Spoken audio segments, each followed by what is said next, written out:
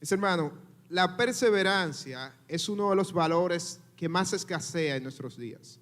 Vemos personas que inician un negocio, inmediatamente no le da resultado, en pocos meses desisten.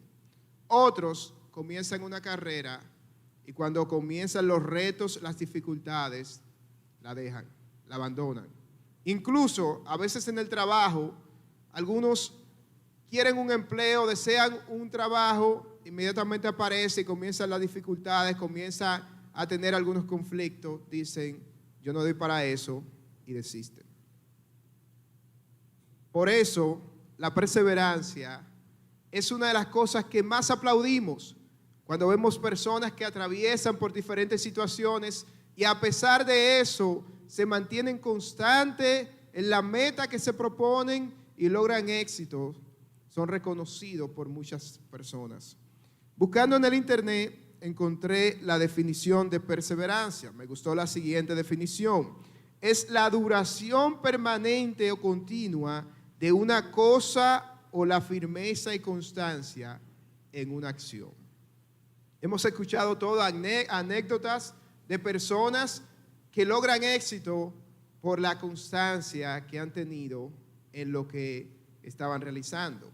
Uno de esos ejemplos es la historia del Coronel Sanders, conocido como Coronel Sanders, que fue el inventor de Kentucky Fried Chicken. Coronel Sanders, luego de tener una edad avanzada, tener un motel, un restaurante, una estación de gasolina, se le ofreció una alta cantidad de dinero por su negocio. Él en ese momento dijo que no quería retirarse y rechazó la oferta. Luego de unos años, construyeron una avenida cerca del motel que desviaba el tránsito hacia su negocio. Eso hizo que él tuviera que vender el negocio por una cantidad mucho menor de la que se le estaba ofreciendo. Ya tenía alrededor de 65 años. Pero ese hombre no desistió. Él tenía una receta para enseñar cómo hacer el pollo y comenzó a ir a diferentes restaurantes. Fue a cientos de restaurantes y fue rechazada su propuesta hasta que logró el primer cliente. Luego de eso comenzaron a venir otros, hasta que comenzó lo que conocemos hoy como Kentucky Fried Chicken. Su perseverancia lo ayudó a tener el éxito que tuvo. En las Escrituras a nosotros se nos enseña a ser perseverante en las disciplinas espirituales. Una de esas es la oración. En muchas ocasiones en las Escrituras vemos que se nos dice que debemos orar de manera perseverante. Por ejemplo, Colosenses 4:2 dice, dedíquense a la oración, perseveren en ella con agradecimiento. También se nos dice en Romanos 12:12, alégrense en la esperanza, muestren paciencia en el sufrimiento, perseveren en la oración. Hebreos 4:16 dice, así que acerquémonos confiadamente al trono de la gracia para recibir misericordia y hallar la gracia que nos ayude en el momento que más lo necesitamos. También tenemos ejemplos en las Escrituras de personas que oraban constantemente. De Daniel se nos dice que oraba 3 veces al día, se arrodillaba, luego de que pusieron un edicto donde nadie podía pedirle a su Dios, solamente al rey se le podía pedir. Ahí Daniel oraba y dice que lo hacía como antes. Era un hábito de oración que tenía. Daniel no comenzó a orar cuando pusieron el edicto, sino que era un hábito que tenía Daniel de orar constantemente. El ejemplo supremo de oración que tenemos es nuestro Señor Jesucristo. Encontramos en varios pasajes, por ejemplo, aquí yo tengo algunos, Lucas 5:16, dice Jesús, mas él se apartaba a lugares desiertos y oraba. Lucas 6:12, en aquellos días él fue al monte a orar y pasó la noche orando a Dios. Tenemos también Marcos 1:35, levantándose muy de mañana, siendo aún muy oscuro, salió y se fue a un lugar desierto y allí oraba.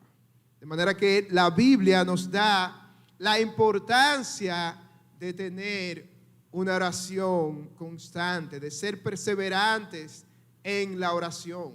El mismo Señor le refirió una parábola a sus discípulos para enseñarles la necesidad que tenían de orar en todo tiempo y no desmayar. Esa parábola la encontramos en el Evangelio de Lucas, capítulo 18, los versos del 1 al 8. Yo quiero que me acompañen. Lucas, capítulo 18, los versos del 1 al 8. Es una parábola que tal vez la mayoría de los que están aquí han escuchado, conocida como la parábola de la viuda y el juez injusto, o de la viuda inoportuna. Algunos se le llaman la parábola simplemente de la viuda y el juez. Y es una parábola que nos enseña a nosotros a orar de manera constante. Yo quiero que leamos esta parábola, Lucas 18, los versos del 1 al 8. Leemos la palabra del Señor. Jesús les contó una parábola para enseñarles que ellos debían orar en todo tiempo y no desfallecer. Había en cierta ciudad un juez que ni temía a Dios ni respetaba a hombre alguno. También había en aquella ciudad una viuda, la cual venía a él constantemente diciendo: hágame usted justicia de mi adversario. Por algún tiempo el juez no quiso, pero después dijo para sí: aunque ni temo a Dios ni respeto a hombre alguno, sin embargo, porque esta viuda me molesta, le haré justicia, no sea que por venir continuamente me agote la paciencia. El Señor dijo: escuchen lo que dijo el juez injusto. ¿Y no hará Dios justicia a sus escogidos que claman a Él día y noche? ¿Se tardará mucho en responderles? Les digo que pronto les hará justicia. No obstante, cuando el Hijo del Hombre venga, hallará fe en la tierra. Esa parábola, si vemos el contexto en el que Jesús está relatando esta parábola a los discípulos, en el capítulo anterior, el capítulo 17 de este mismo el libro de Lucas, vemos en el verso 20, cuando los fariseos les preguntaron a Jesús cuándo vendría el reino de Dios. Jesús les responde que el reino de Dios no viene con señales visibles, ni dirán: miren, aquí está y allí está, porque el reino de Dios estaba entre ellos, entre ustedes, está entre ustedes. Y ahí le habla que muchos vendrán diciendo: miren al Cristo, el Cristo está en tal lugar. Algo parecido a lo que sucede hoy día. Yo recuerdo hace unos años que había alguien en Puerto Rico que decían el Cristo, que se hacía llamar el Mesías. A través de la historia han aparecido muchas personas haciéndose llamar el Mesías. Pero Jesús le dice que no se dejen llevar de esos, porque su venida será como un relámpago que se ve en el cielo. Todos verán la venida de Cristo. No hay que ir detrás de nadie. Su venida será visible para todo el mundo. Todo ojo lo verá. Y ahí le sigue diciendo todo lo que iba a acontecer y todo lo que predecería la venida de Cristo. La gente estaría comiendo, bebiendo, se darían en casamiento, así como los días de Noé. ¿Recuerdan a Noé en el arca?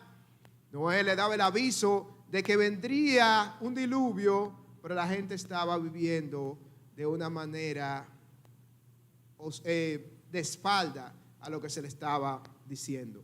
Así sería la venida del Hijo del Hombre. También aquí dice que sería como los días de Lot. ¿Recuerdan a Lot, sobrino de Abraham? Estarían comiendo, bebiendo, comprando, vendían, plantaban, construían. Pablo dice que el que compre viva como que no compra. De manera que no vivan distraídos por la cotidianidad que tenemos. Mucha gente vive de esa manera hoy día, de espalda al fin. Lo mismo que aconteció durante los días de Noé, lo mismo que sucedió durante los días de Lot, estaría pasando hoy día. Entonces, ese es el contexto en el que Jesús les está relatando esta parábola a sus discípulos. Entrando ya en la parábola, vemos que en el mismo primer versículo de este capítulo 18, se le da de forma editorial una nota, dice: Jesús se les contó esta parábola para enseñarles que ellos debían orar en todo tiempo y no desfallecer. Ese era el propósito por el que Jesús narró esta parábola, que ellos entendieran lo necesario que es la oración. Aquí se nos presentan dos personajes, una viuda y un juez. El juez, si ustedes se fijan, ocupa la mayor parte de la parábola. Se nos dice que era un juez que ni respetaba a los hombres ni temía a Dios. Y esta viuda venía constantemente pidiéndole que se le hiciera justicia por su adversario. Este juez, inmediatamente vemos la actitud y cómo describe la Biblia a este juez. Sabemos que no era un juez judío, no temía a Dios, porque hubiese conocido la ley, lo que dice en el libro de Éxodo. Miren lo que dice el Señor con relación a eso también en el libro del profeta Isaías, capítulo 1, verso 17, hablando de la viuda y los huérfanos. Él dice, el Señor dice lo siguiente: aprendan a hacer el bien, busquen la justicia y reprendan al opresor, aboguen por el huérfano y defiendan a la viuda. Este juez no tenía temor de Dios, no tenía ninguna razón por seguir las escrituras. Y era difícil para esa viuda venir constantemente donde una persona que ni respetaba a los hombres, ni tampoco temía a Dios. El juez está puesto para impartir justicia, pero este juez no tiene ningún parámetro, ningún valor para medir la justicia. Recientemente, leyendo en el periódico, leí la siguiente noticia: dos jueces que están encargados de impartir justicia aquí en nuestro país fueron destituidos por aceptar soborno. Los que están llamados a velar por la justicia, porque las leyes se cumplan, están siendo sobornados. No tenían ningún parámetro, al igual que este juez, de cómo administrar la justicia. Y ese es el contexto, eso es lo que estamos viendo en esta historia. Luego de ver eso, podemos sacar varias enseñanzas de este texto.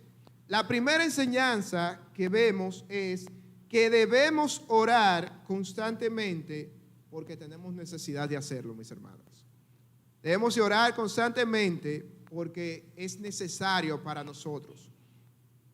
La oración es vital para nosotros, mis hermanos. Si no oramos, nos estamos diciendo que no dependemos del Señor.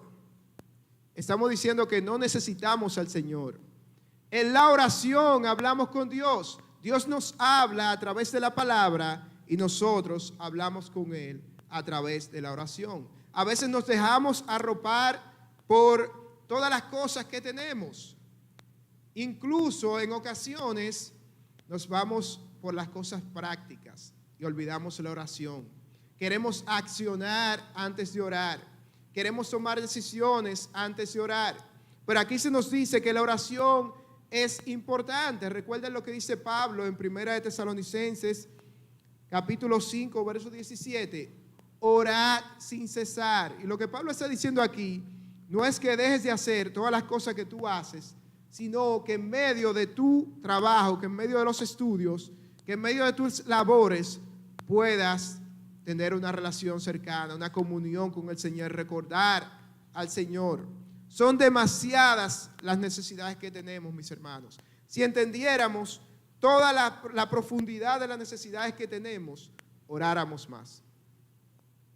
Esa viuda, se nos dice en el verso 2, había en cierta ciudad un juez que ni temía a Dios ni respetaba a los hombres. Yo he escuchado personas que dicen, yo no respeto a ningún hombre, solamente a Dios. Y hay otros que dicen, yo no creo en Dios, yo ayudo a la humanidad. Pero ese juez no tenía ni lo uno ni lo otro. ni temía a Dios, ni respetaba a los hombres. Era un panorama desfavorable para esta viuda. Pero ella venía constantemente venía a exigir justicia. Yo me imagino, mis hermanos, que el juez despacha a la viuda, le dice, rechaza la petición de la viuda y piensa, esta viuda no vuelve más. Pocos días o pocas horas después, ¿quién es? La viuda nuevamente, exigiendo justicia. Era perseverante en lo que se le había exigido. No se nos dice qué era lo que había acontecido, qué le había pasado. Pero como dice un comentarista, esta viuda no exigía venganza, sino justicia. Se le había hecho un agravio contra ella. Y ella iba constantemente. Y este juez, que él mismo reconoce, primero se nos dice en el verso 2, que él ni temía a Dios ni respetaba a los hombres, pero luego él mismo lo reconoce, dice en el verso 5. Sin embargo, porque esta viuda me molesta, verso 4, perdón. Por algún tiempo el juez no quiso, pero después dijo para sí, aunque ni temo a Dios, ni respeto a hombre alguno, él mismo reconocía. No era que los demás decían que el juez era así, sino que él mismo sabía que él era así. Porque a veces estamos engañados y pensamos que somos de una manera y no lo somos, pero ese juez mismo reconocía cómo él era, cómo él se comportaba. Y esta viuda venía constantemente. Esta viuda a veces era inoportuna para ese juez. Hay otra parábola que voy a hacer la conexión con esa y quiero que me acompañen. En el capítulo 12 del mismo Evangelio de Lucas, los versos del 5 al 8, aunque vamos a mencionar algunas porciones desde el verso 1 hasta el 13, pero voy a leer solamente del 5 al 8. Leemos la palabra del Señor. También les dijo, supongamos que uno de ustedes tiene un amigo y va a él a medianoche y le dice, amigo, préstame 3 panes, porque un amigo mío ha llegado de viaje a mi casa y no tengo nada que ofrecerle. Y aquel, respondiendo desde adentro, le dice, no me molestes, la puerta ya está cerrada y mis hijos y yo estamos acostados. No puedo levantarme para darte nada. Les digo que aunque no se levante a darle algo por ser su amigo, no obstante, por su importunidad se levantará y le dará cuanto necesite. Yo hablaba de que la viuda era inoportuna. Esta parábola es conocida como el amigo inoportuno. Un amigo va a casa del otro amigo porque se le había presentado, había llegado un visitante a su casa y no tenía que ponerle delante de la mesa. Va a tocar la puerta. En ese tiempo, toda la familia vivía dormía en una sola habitación. Y si ese amigo se levantaba, cualquier ruido podía levantar a los que estaban durmiendo en ese tiempo. Y ese amigo se dirige pidiéndole 3 panes y el otro le dice, no me molestes, mi familia está durmiendo. Y Jesús le dice ahí, tal vez por ser su amigo no se hubiese levantado necesariamente por ser su amigo, pero por la importunidad de este hombre que fue a medianoche pidiendo algo, necesitando algo, este amigo debió de decir, bueno, está bien, déjame darte lo que tú estás pidiendo. Pero el contraste que vemos aquí, tanto con el juez como con este amigo, es que Dios no es como ellos. Cuando nosotros oramos, mis hermanos, Dios no es como el juez que es apático a nuestras peticiones. Dios no es como este amigo que nos dice a nosotros, miren, no me molestes. Todos aquí tenemos amigos que nos llaman a X hora de la noche y sabemos que cuando nos llaman a X hora es porque algo grande está pasando. Y a veces vamos en ayuda de ese amigo, no necesariamente por la amistad que tenemos, sino porque reconocemos la urgencia que tiene esa persona. A mí me ha pasado, yo he tenido que llamar a hermanos por situaciones que se me han presentado y me han ayudado. Igual, Jesús sigue narrando, más para debajo aquí, está narrando que si su hijo le pide algo, por ejemplo, la niña mía me pide leche porque tiene hambre, yo no le doy cualquier cosa que le haga daño, yo le doy leche. Ahora, si ella me pide algo que le hace daño, yo no se lo voy a dar. Lo mismo sucede con Dios. A veces estamos orando constantemente y estamos desesperados porque Dios no está contestando, pero tengo algo que decirles, mis hermanos. El proceso de espera de la oración, Dios está trabajando, también es parte de la oración. A veces creemos que la espera es algo diferente, pero la espera también es parte de nuestra oración perseverante.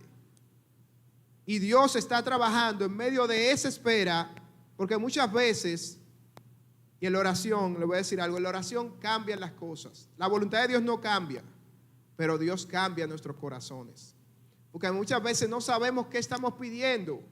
Pedimos algo, pero no es verdaderamente lo que necesitamos. Decía así es Lewis: si Dios hubiese contestado toda la oración que yo le hice, ¿dónde yo estaría? Muchas oraciones que después se dio cuenta que no eran necesarias, que después él meditaba y decía: gracias Dios porque no me diste lo que pedía, porque no era lo que necesitaba. Y lo que se nos está diciendo aquí en la palabra es que debemos de ser constantes en la oración. Dios no es como el juez injusto que nos dice que es indiferente a nuestro caso, ni tampoco como este amigo que le estamos molestando y le estamos quitando tiempo. Dios nos dice que pidamos, que toquemos, que vengamos a Él, se nos dará, se nos abrirá la puerta. Eso es lo que nos dice aquí la palabra del Señor.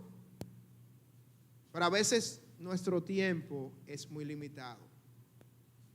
¿Sabe lo que dice John Piper con relación al tiempo de oración? Él dice, mejor dicho, que nuestra falta de oración, cuando decimos que no tenemos tiempo para orar, se confirma con el tiempo que invertimos en las redes sociales.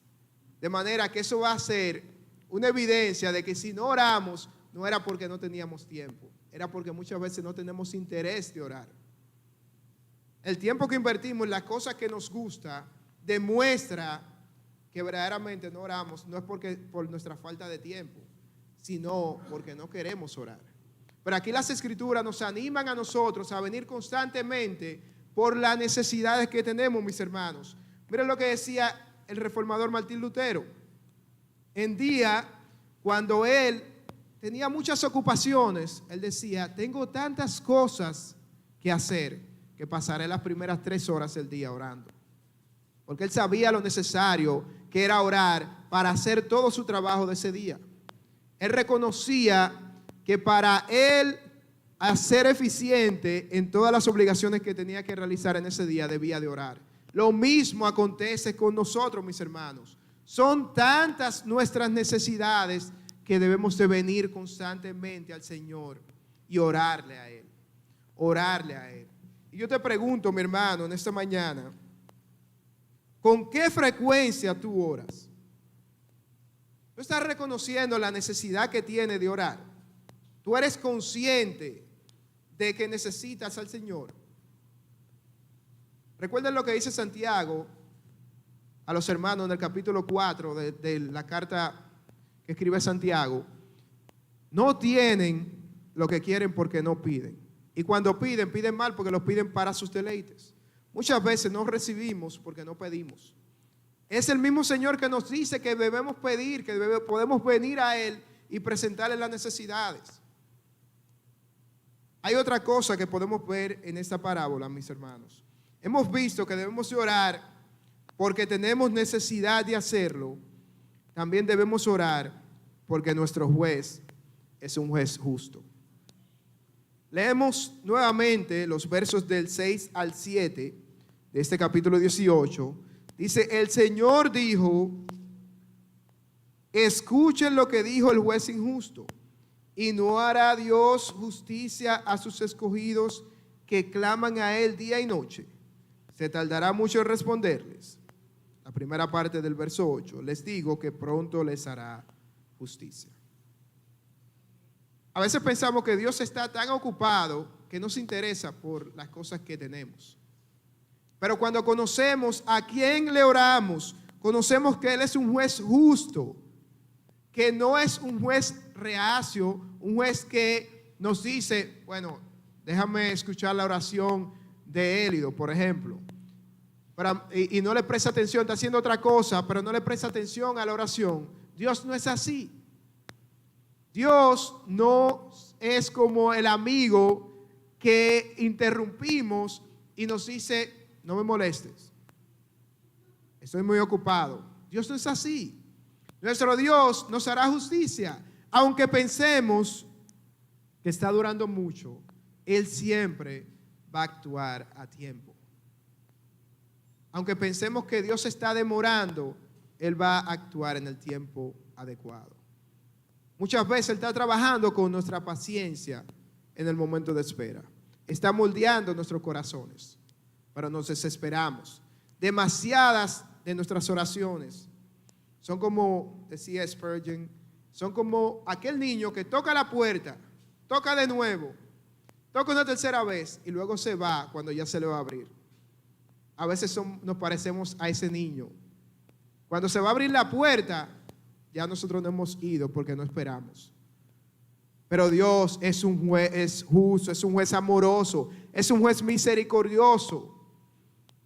A veces consideramos cuando tenemos necesidades y tenemos personas que nos pueden ayudar, sentimos temor de acercarnos a esa persona porque tenemos miedo que nos rechace. Y a mí me ha pasado muchas veces eso. Cualquier necesidad, puede ser una necesidad económica o puede ser una necesidad de alguna situación que alguien te puede dar un consejo. Y tú temes dirigirte a esa persona, porque dice, no, fulano está muy ocupado. Perencejo tiene muchas cosas que hacer, yo no me voy a dirigir a él, yo voy a resolver eso por mí.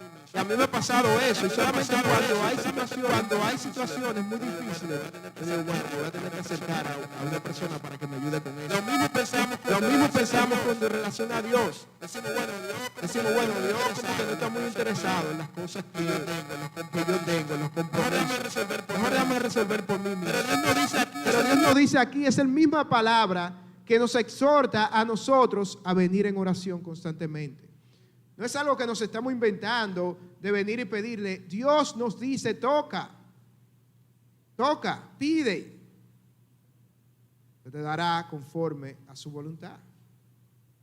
Y si no te lo da es porque no te conviene, pero aún así tú vas a ser cambiado en el tiempo de oración. ¿Durará Dios? ¿Se tardará Dios? Mucho en responderle, les digo que pronto le hará justicia. De manera, mis hermanos, que podemos ver, mira lo que nos dice Filipenses 4, 6 y 7. No se preocupen por nada, más bien pídanle al Señor lo que necesitan y agradézcanle siempre. ¿Recuerda la canción que estábamos escuchando recientemente? Dice que presentémosle nuestra petición al Señor. Muchas veces nos sentimos ansiosos, cansados, y es porque no venimos ante nuestro juez justo, que nos hará justicia pronto. También podemos ver lo que dice Primera de Juan 5:15. Se nos dice, si sabemos que Dios nos escucha, ahí ya sabemos que hemos recibido lo que le pedimos. Nos dice Santiago en ese versículo 15 del capítulo 5. Seguimos viendo, les digo que pronto les hará justicia. Aunque pensemos que Dios se tarda, Dios a su debido tiempo obrará.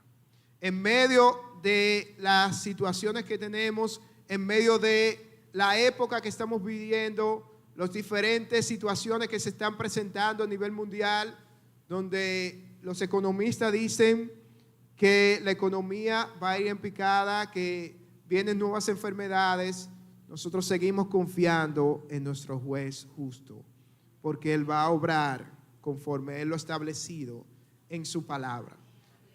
Y hay una pregunta y Jesús termina con esta y dice, les digo que pronto les hará justicia, no obstante, cuando el Hijo del Hombre venga, ¿hallará fe en la tierra?